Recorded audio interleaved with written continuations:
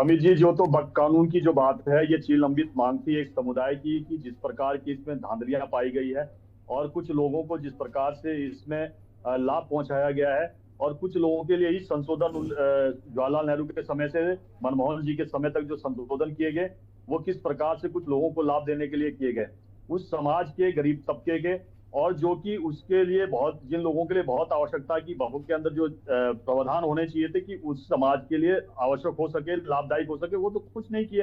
वो सामने भी आ रहा है।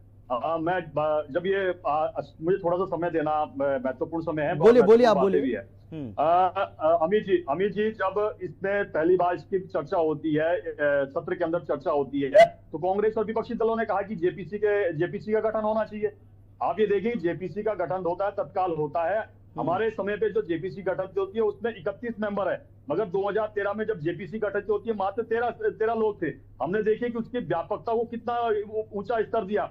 और यही नहीं, हमने, आप देखिए लोकसभा की कार्रवाई देखिए चाहे राज्यसभा की कार्रवाई देखिए, वहां विपक्ष के जितने भी नेता, चाहे वो उसका एक ही नेता क्यों ना हो सदन के अंदर हो, अगर उसको दो मिनट का समय दिया गया था, अगर उसने कहा कि मुझे और समय की आवश्यकता है, तो किसी को 10 मिनट, नहीं, लेकिन अब कांग्रेस का सवाल सर, कांग्रेस का सवाल वक्फ को लेकर है ही नहीं सर। वक्फ कानून को लेकर वो सवाल ही नहीं कर रहे। वो तो ये कह रहे हैं कि आप ये बताइए कि भाई आप वक्फ की इतनी चिंता कर रहे हैं, लेकिन क्या आपको बीकेटीसी की चिंता है? बीकेटीसी की जमीनों पर जो कब्जा है उसको कैसे हटाएंगे?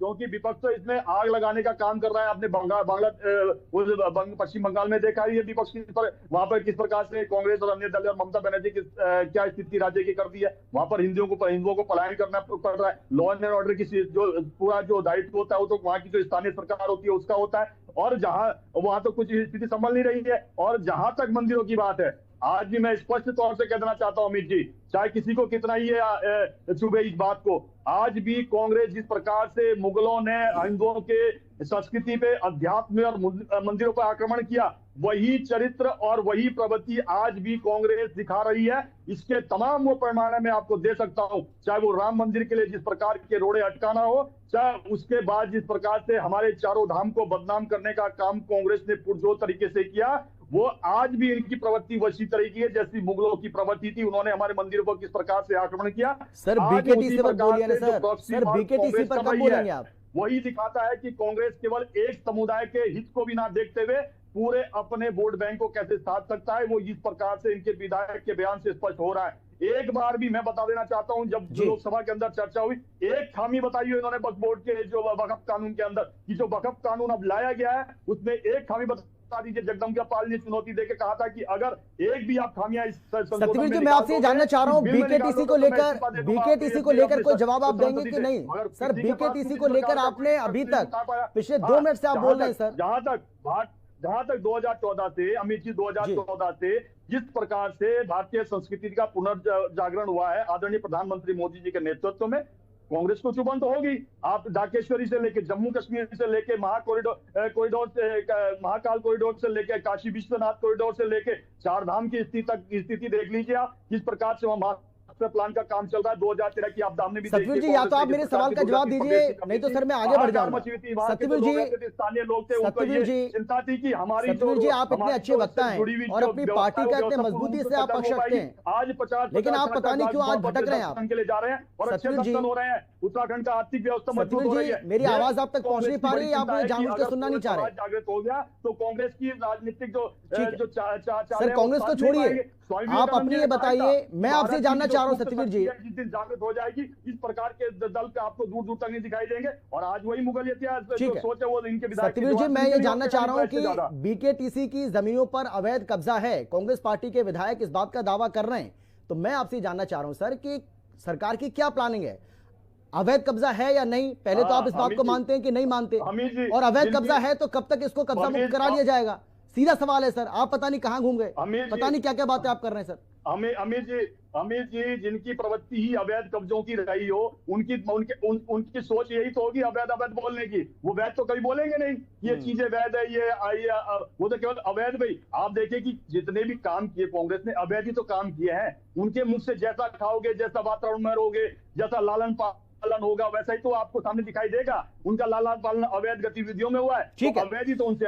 चलिए सर, मैं आऊंगा आपके पास, लेकिन शिशपाल जी भाई मामला अदालत में है सर, मामला अदालत, ठीक है सतवीर जी, मैं आता हूं आपके पास। जमीन हमारी पर हमारे मुख्यमंत्री जी ने प्रभावशाली नेतृत्व दिखा के वो अवैध जमीनें थी उनको उनसे कब्जे खाली करवाया। बनपुरा में इतना बड़ा कब्जा है अवैध रूप से, हमने ठीक है सर, ठीक है, मैं लौटूंगा सर, पूरा तैयारी कर ली। सतवीर जी आता हूं मैं आपके पास, वहाँ पर ठीक है, सुप्रीम कोर्ट के अंदर सुमित जाते हैं शिशपाल जी के अंदर कि नहीं अभी नहीं, ये अवैध कब्जे हटने चाहिए। अरे इन्होंने तो अवैध को बढ़ावा दिया है, ठीक है सर, इन्होंने ठीक तो है, कानून व्यवस्था को अपने सतवीर जी ठीक कुछ कहना चाह रहे थे। अमित जी जी अमित जी, कांग्रेस के प्रवक्ता कह रहे थे कि जो मंदिरों की जमीनों को अवैध रूप से कब्जाया गया, तो मान्यवर जी आते आते इतना समय क्यों आपको लग गया? 500 वर्षों से राम मंदिर पे कह रहे थे कि अवैध जिस प्रकार से कब्जा किया गया है, क्यों ना उसके लिए बैट मिल बांट के उसके लिए उसका जो राम मंदिर की भूमि है वो राम मंदिर को वापस दी जाए। क्यों कोर्ट कचहरी के अंदर इस प्रकार का विवाद खड़ा किया जाए? मगर कहते हुए बड़ा दुखद होता है कि तत्कालीन राष्ट्रीय अध्यक्ष कांग्रेस की सोनिया गांधी जी, आप बताइए कपिल सिब्बल को क्या लिख के दिया कि राम काल्पनिक है, और आज राम के नाम का जाप कर रहे हैं। देखिए कि कितना बड़ा परिवर्तन इनके अंदर है। यही नहीं, 2019 के चुनाव में कपिल सिब्बल को फिर से सोनिया गांधी ने भेजा कि इस समय राम मंदिर का निर्णय नहीं आना चाहिए क्योंकि चुनाव प्रभावित हो जाएंगे। आप देखिए कि इनकी मानसिकता कहाँ तक, मैंने शुरू में कहा कि ये प्रकार से मुगल आक्रमण करते थे भारत के भारतीय संस्कृति पर, भारत के अध्यात्म, भारतीय मंदिरों पर, उसी प्रकार से कांग्रेस के छोटे से बड़ा नेता नहीं, लेकिन सतवीर जी एक मिनट प्लीज, एक मिनट शिशपाल जी रुकिए, सतवीर जी मैं आपसे जानना चाह रहा हूँ सर, मैं आपसे जानना चाह रहा हूँ जो कपात्री महाराज के, एक मिनट अमित जी मेरी बात सुनिए सर, मेरा सवाल सुन लीजिए, उसके बाद आप बोलिए। एक मिनट प्लीज, एक मिनट शिशपाल जी एक मिनट रुकिए, तो होमवर्क पूरा करके ठीक है ना सर, एक मिनट रुकिए सतवीर जी, मेरा सवाल आपसे ये है, मेरा सवाल सुनिए सर पहले, सर समय खराब हो रहा है सर, समय बचा नहीं है, मेरी बात सुनिए, मैं ये कह रहा हूँ काले कारनामे किया उसके लिए ज्यादा ठीक है सर, मेरी बात सुनिए ना सर।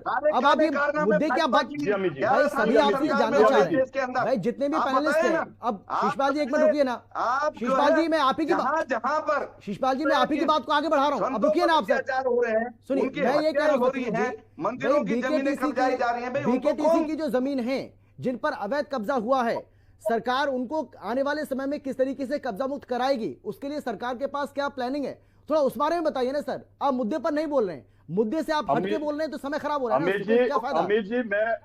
अमित जी मैं सभी बातों पे आता हूँ। मैं सर उससे ऐसा लग रहा है कि आपको उसके बारे में जानकारी नहीं है या आपकी तैयारी नहीं है। मैं एक विषय और कहना चाहता हूँ अमित जी मैं आपकी बात करूँ, मैंने आपको बताया कि हमने आदरणीय मुख्यमंत्री पुष्कर सिंह धामी के नेतृत्व में उत्तराखंड के अंदर जितने भी अवैध कब्जे हैं उन पे लगातार हमारा अभियान जारी है। और यही नहीं, मैंने आपको कहा फिर कि सुप्रीम कोर्ट की बार बार बात कर रहे कांग्रेस के प्रवक्ता, मगर जब बनपुरा में हम उतनी जो रेलवे की जमीनें थी, जो कि वरिष्ठ पत्रकार जी ने यहाँ पे भी बताई, हम उस बनपुरा में जो रेलवे की जमीन थी उसको खाली कराने का पूरा प्लान कर दिया था, पूरा फोर्स डिप्लॉय कर दिया था, पूरी एडमिनिस्ट्रेटिव डिप्लॉय कर दिया था। मगर कांग्रेस के सुमित हृदय जो हल्द्वानी से विधायक है वो सुप्रीम कोर्ट पहुंच जाते हैं अवैध कब्जे को रोकने के लिए। पूरे देश में जितने भी अवैध कार्य हुए, अवैध नीतियां बनी, अवैध कार्रवाई हुई, कार्य हुए, वो केवल और केवल कांग्रेस के शासनकाल में हुए।